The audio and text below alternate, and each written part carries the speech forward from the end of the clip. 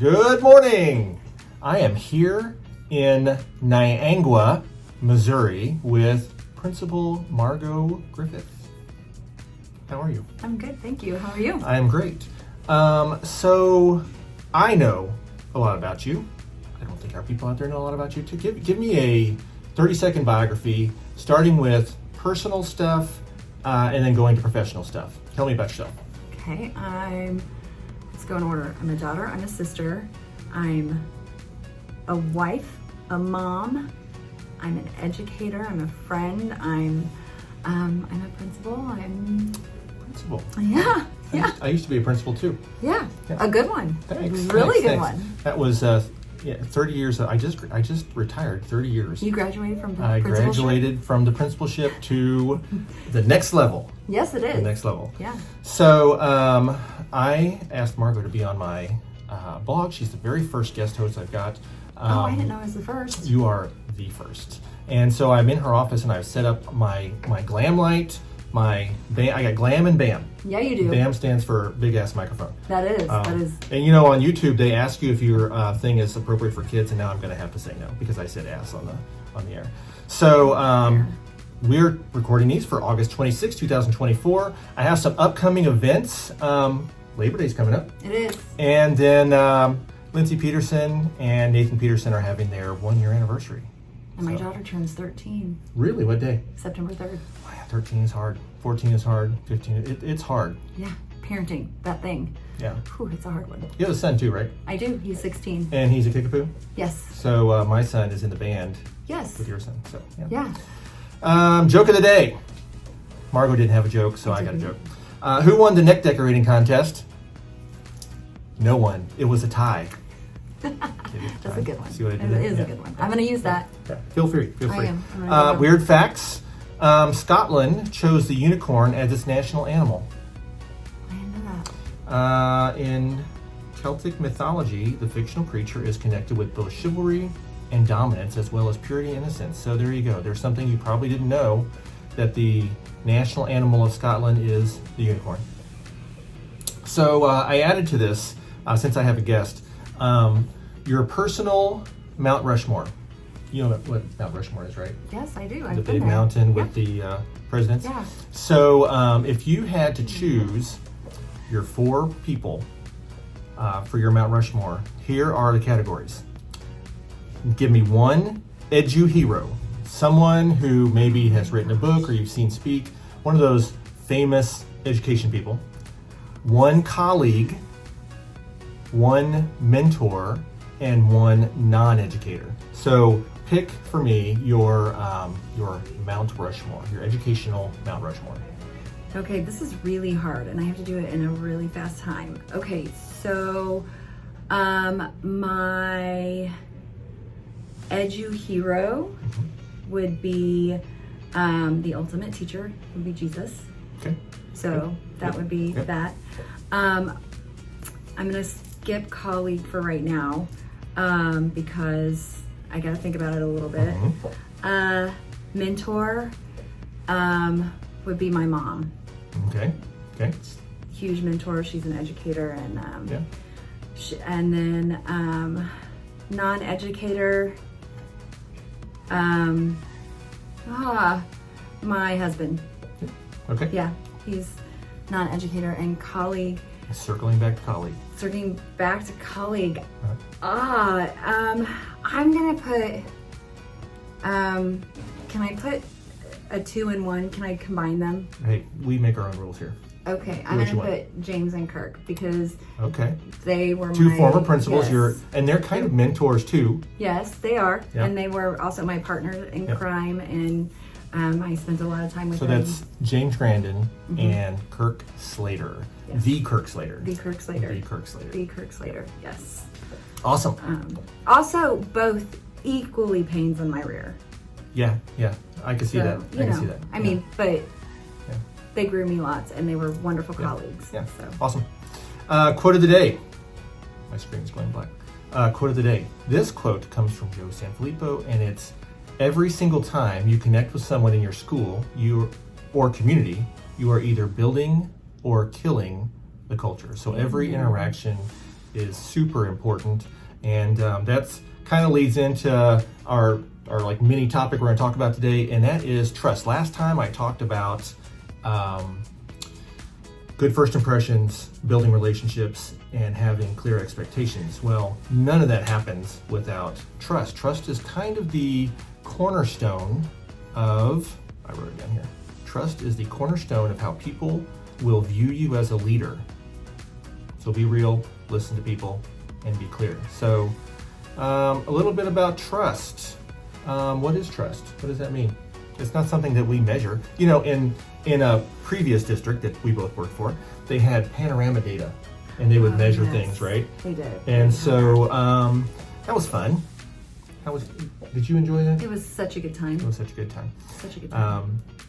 And that's we looked forward to it every single. It's a measure of things that aren't like data. So trust is one of those things that's hard to measure. It's one of those things that's not data. How do you measure it? Trust means, this is coming from Patrick Lencioni. Have you ever read any Patrick Lencioni? I have, yes sir. Yeah, The 5 Dysfunctions? I have, yeah, actually I've got them right there getting ready to go up on my board. So Is yes. that part of your doctoral work? No, but it is something that I value. So. I had to read it in my doctoral work. So it was like required. Oh, I thought you meant like that I wrote about it. No. I had to read about it. Yeah, I had to read about it. So trust means a willingness to be completely vulnerable with one another, to let down our guard, admit our flaws, and ask for help. That's Patrick Lencioni thing. Vulnerability is nothing more than admitting who you are as a person. So have you ever how do you approach trust with your staff here at Niangua? Well, I think something that you have to just understand going into any profession, I mean, we work with people, and we're in that people business, and so and really, I mean, we're animals, right? And you think about having dogs, you think about pets and things like that. I don't know where you're going with this, but go ahead. Well, I'm talking about building trust. Right. And you have to build trust when you are going to be around people or beings. Yeah. And so, you know, I think that the most important thing to understand is that what we talk so much about relationships, but relationships can go either way. They can go really well, or they can go really poorly. And in order to have it go really well and build those relationships that you want to build, the foundation has to be built on trust.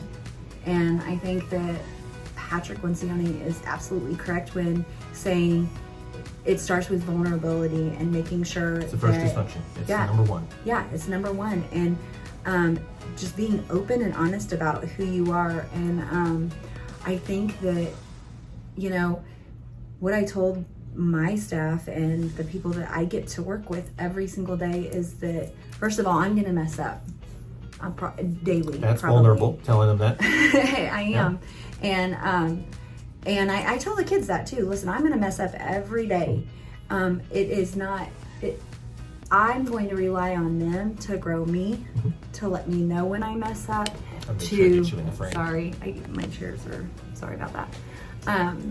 But so yes, and then I will own when I mess up. But that's the only way we grow. Right. Is to. And people need to see that. Yes. If they see that you are human, they can deal with that.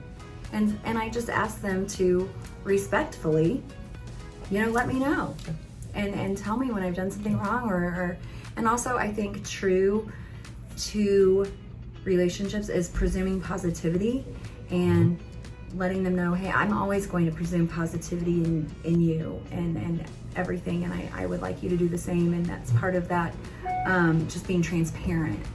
And that is a huge part of building that trust, is that transparency. And then I think the next thing that is really important in building trust is consistency, and making sure that you know, they're gonna know that how I stand on things, and I'm gonna be consistent in that, and they're gonna be able to almost predict how it's gonna be when Dr. Griffith says something like, oh, nope, that's probably not gonna And there's safety in that. Yes, Yeah. yes, and that is another thing. When people see you being vulnerable, then they know, and they see you screwing up, and it's okay for you to do that, and you ask them to participate in your Screwed upness. Well, right, yeah, like in your imperfections, then they know that it's okay to be imperfect, and it's okay to mess up, and that we're just gonna do it together, and we're gonna grow together.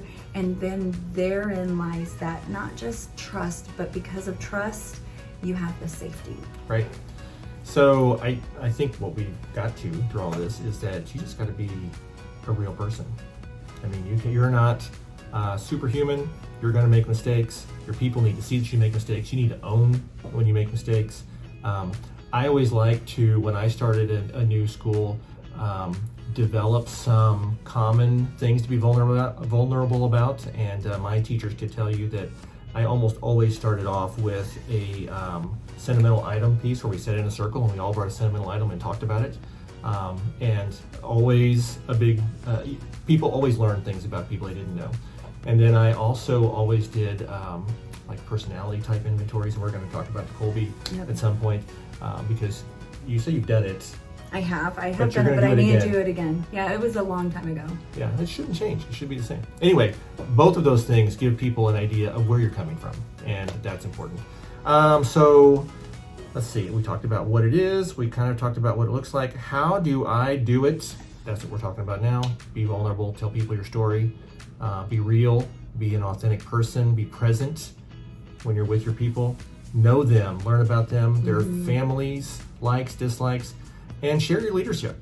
You know, you don't have to make every decision. You can share that. If there's a decision that can be shared, get input, involve people. Always. That won't be the case every time. I mean, sometimes you just have to make the call, but if you can, include people. Well, empower but them. you can always, I guess when I say always include them. Even if you have to make that decision, you need to include them in your thought process. So Absolutely. Beth Huff, do you know who Beth Huff is? yes, absolutely, I know about that. She says that people are less likely to tear down systems that they help build. Super wise. If people are involved and they have some ownership, they're not going to tear that up. So they're going to be on board. So, yeah, did you go to the women? Tell me about that women leadership. Well, that is what made my, okay, so ladies, if you're out there watching this, because you probably are, that is what made the Mount Rushmore so hard for me, because my whole mountain would be these women. Yes, I am fortunate enough to be surrounded by the most wonderful women, and they are women in empowerment, and they are my lady leaders, and I just And I don't want to live in. Did you go to a workshop where Beth Whitaker was speaking? Yes, well, but yes, she comes to, I think, all of ours. Beth So she's Whitaker. Todd Whitaker's great, but really Beth Whitaker is the brains in that outfit. I mean, she is, she's amazing. She and I go way back. Oh, I didn't know you. I knew you knew each other, but I didn't know you went way She was back. my 5th grade teacher. Oh my goodness. Yep. Really? Yeah. She wrote on my report card, has lots of potential. Where did you go to school? When I had her, Uh-huh. Cairo, Missouri, northeast R4. It's north of Moberly, which is north of Columbia. Yes. Yeah. Yep. We ran into I her know her. again in Jefferson City when she was in Jefferson City. Anyway, she said I had lots of potential. Yeah, she was a. I'm still waiting for that to hit. Oh, stop it. I'm still waiting. No, Still waiting. stop it. So. Boom, it just hit you. Goodness. All right, That's so silly. That's silly. I like to sign off my announcements. Okay, I've been workshopping this, and some people say they like it. You have value, you have impact. What you're doing matters. Amen. Have a great day. Bye, thank you.